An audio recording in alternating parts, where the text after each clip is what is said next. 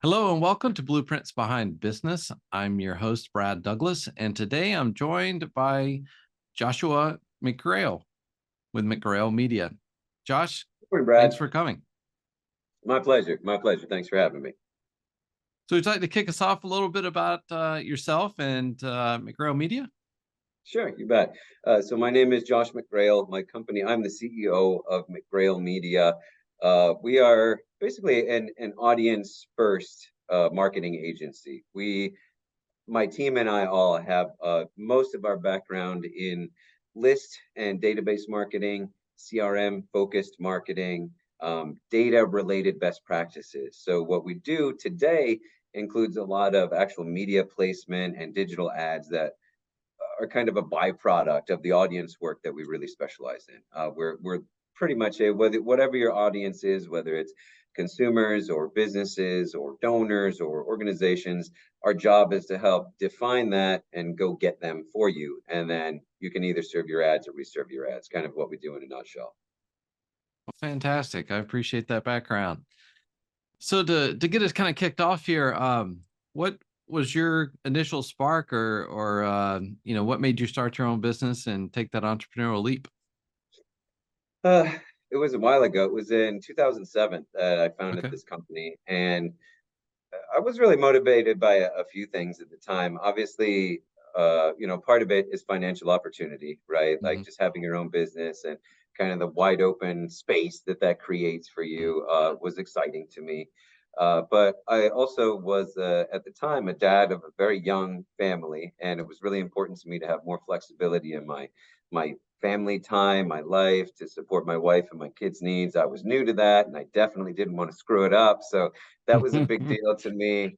I've also always had a lot of interest in the product development aspects of my business. I've worked in this field for quite a long time, and I've seen what goes right and what goes wrong. And when you're dealing with a lot of the bigger corporate overhead issues that I had seen in systems I've been part of in the past, it inhibits creativity. It inhibits flexibility sometimes in developing platforms and data sets that kind of lead the market instead of just chase the money. So that was a big deal for us too. We spent quite a lot of time, effort, and money developing out things like our email platform and other capabilities that are really innovations in the market that I would never have had the wherewithal to do if I was just always chasing my monthly sales number in another Yeah. organization.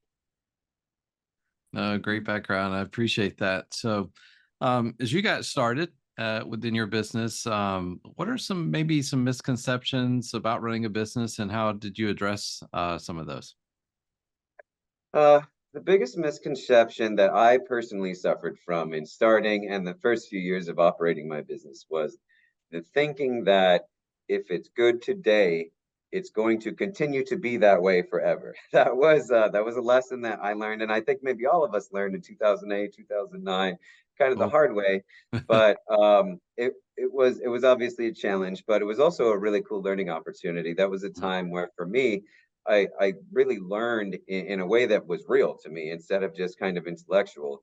Our clients, especially when you're dealing with a handful of large accounts in our business, are cyclic. So you're always kind of part of that cycle along with them, mhm, whether you want to be or are prepared to be or not. One of the things that it motivated me to do was look for other areas of business which are insulated from the normal economic cycle, and in that sense, we got into a lot of nonprofit and political fundraising type of marketing, issue advocacy work we do, and medical and related medical technology, pharmaceutical type marketing. Totally different economic factors involved mhm. in their business. So it taught me the importance of diversification and some proper financial planning. Just because the money's going great today does not mean that will be the case tomorrow, and you need to plan ahead for that. That to me was a big deal in starting the business and just getting the right mindset to be successful long term. Great insight. Appreciate that background. So, you've already shared a pretty good bit, but is there any kind of valuable lesson or piece of advice that you wished you had from the very beginning? Uh, I was pretty blessed to start my business with a couple of friends and mentors who had more experience than me, who helped me with a lot of that along the way. And I guess a bit of it, the most to me, the most I guess, valuable, or one of the bits of advice that stood out to me the most. I was in my 20s when, at the time that I started my business, a good friend of mine who's a bit older than me, a guy named Todd Love, he's still around, wonderful guy, very successful in our business. He's in Clearwater area. He told me, I'm going to paraphrase this lightly, but in your 20s, you just are beginning to know the game, and you're very excited about all the opportunity in front of you. So you chase it down, and your enthusiasm kind of compensates for your lack of experience. In your 30s, you really do know the game, but you're potentially almost to a fault with that. And you maybe could suffer from overconfidence. You maybe could suffer from a lack of planning, long term vision kind of stuff, that you again cover for by your enthusiasm. And then in your 40s, you really start to, you kind of level out. Like you sort of have the right equilibrium between experience, and your energy level, and that's really kind of an ideal space to grow and to plan and to become who you're going to be for the second half of your life. And at the time he said this to me, I was probably, gosh, I don't know, I bet I was like 27, 28. I was like, oh, that's cool, Gramps, enjoy. Like, I'm actually the great advice. But it's actually meant a lot to me. And I've thought back to that many times over the last couple of decades. And one of these days, I got to find him and get the advice for the next 40 years of my There life you go. because I've run out of what he gave me so far. Yeah. Yeah. I'll look forward to hearing that as well. So fantastic. So, how do you stay adaptable and open to change in the constantly evolving landscape, especially thinking about technology and the business that you're in? And what strategies do you use to stay innovative? Yeah. So we're fortunate in having our innovation guided largely by our clients because of the nature of our business as an agency. We work with, potentially dozens of different clients, all in different industries at any given time. So we get a pretty good sense of what everybody is struggling with, what everybody is excited about, Mhm. what industries are really soaring, what industries are really struggling. So we get kind of a good sense of it, as financial advisors and other people, I think, in similar types of broadly distributed business models too.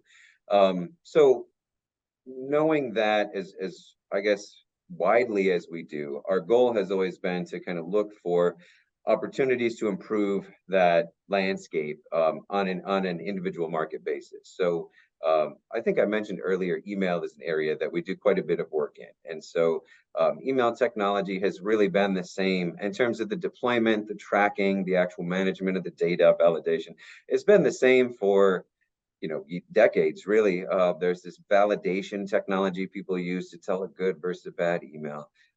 It's an antiquated model that hasn't been working well for a long time, and you continue to read these industry articles, you continue to hear clients from different industries complain that their response rates have gone down over time, they don't know what to do about it. So that to us is an opportunity to innovate and create an entirely new way to do that. We built some new ways to do email validation. We built some entirely new ways to handle the data involved, and the permissions and privacy aspects that are really critical to everybody in the modern age, as well as the deployment technology. We created a much more robust and AI powered email deployment engine than I've ever seen in the market. So it's just one example of how we kind of take all this metadata, for lack of a better term, that our clients share with us through our regular business relationships and kind of condense it into an action item for ourselves.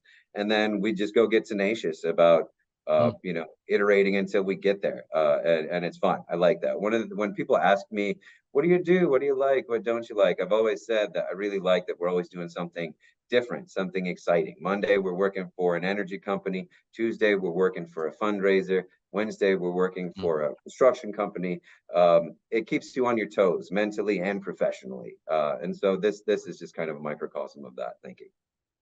Perfect. Yeah. Like the approach there for sure. And keeping you on your toes for sure. Jumping from industry to industry, I think It does. It really does. helps. Everybody's got Yeah. a different way they talk about things, or, think about their customers, Hmm. and they expect you to know that. If you're going to have a productive business conversation with somebody, you Hmm. need to be able to speak their language. So we've gotten pretty good at it over the years. Fantastic. So you kind of headed that way. So you got me into the next question of thinking about future plans and goals for your business. Can you give us a little bit of glimpse into what the next chapter looks like for you? Yeah. So, I mean, generally speaking, and I bet all business owners say this, we want to continue to grow Right. and flourish, right?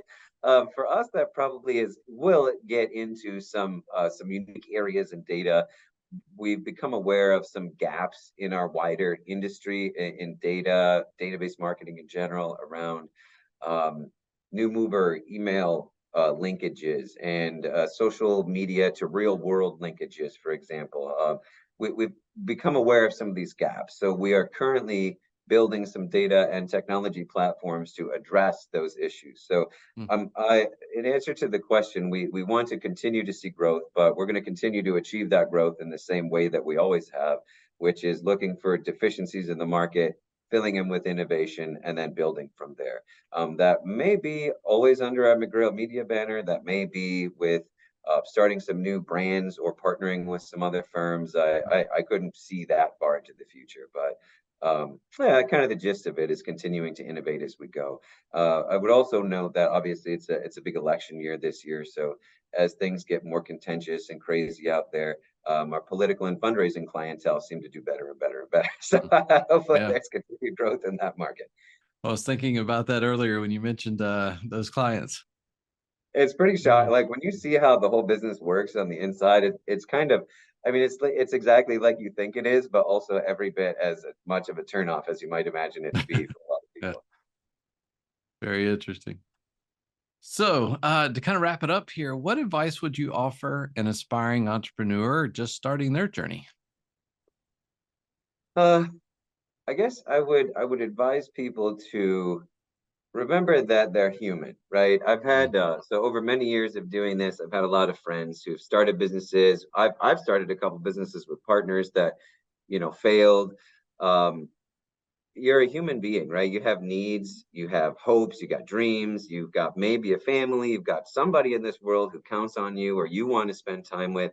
It's really mhm, important to tend to your own health, mentally, physically, spiritually. Taking care of yourself as a person helps you to be successful in business and anything else you do. I really believe that all the successes in your life kind of flow from who you are. So creating mhm. a fertile environment for that within yourself is very important to me. And I would just advise people to do that. We all are in a culture where Elon Musk is telling us that you got to sleep under your desk or you're never going to be anything. And I just really challenge that. I think you've got one life to live, and to me, it's really important you make it count every day. So you want to make that count in your business, and you want to make that count in your home and in your heart. That's just the kind of guy I am, and that would be advice I'd give anybody. Fantastic. I'm sure everyone's going to love that. So, Josh, thank you so much for joining the series. Great insights. Great to hear about your business and what you're working on here in the future, and learning more about what's going on in your journey. To everyone watching, I look forward to seeing you on the next episode.